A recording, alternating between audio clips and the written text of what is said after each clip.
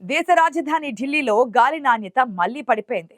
కేంద్ర కాలుష్య నియంత్రణ బోర్డు పీసీబీ ప్రకారం రాబోయే రోజుల్లో మరింత క్షీణిస్తుందని పీసీబీ హెచ్చరించింది. రాజధానిలోని అనేక ప్రాంతాల్లో ముఖ్యంగా ఐటీఓ చుట్టూ దట్టమైన పొగమంచు ఆవరించుకుంటోంది.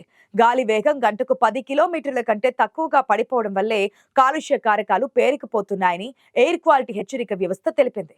మరో 2 రోజుల పాటు గాలి నాణ్యత ఇలాగే పేలవంగానే ఉండబోతుందని తెలిపింది. ఈ నేపథ్యంలో ప్రతిసారి దీపావళి వచ్చి వెళ్లేదాకా ఢిల్లీ ఎన్సీఆర్లో గాలి నాణ్యత గురించిన ఆందోళన సర్వసాధారణంగా మారింది.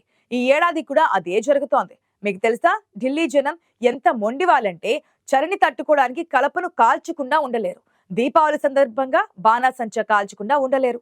పక్క రాష్ట్రాల్లోని రైతులు ఎంత చెప్పినా వ్యవసాయ వ్యర్థాలను కాల్చకుండా ఉండలేరు. ఇదే సమయంలో వాతావరణం కూడా ఢిల్లీకి అనుకూలంగా ఉండడం లేదు. దాంతో అక్కడ వాయు కాలుష్యం అనివార్యమైపోతోంది. ప్రభుత్వం ఎంతగా చట్టాలతో బెదిరించినప్పటికీ ఢిల్లీ జనం, చుట్టుపక్కల రాష్ట్రాలలోని రైతులు ఏ మాత్రం రాజీ పడడం లేదు.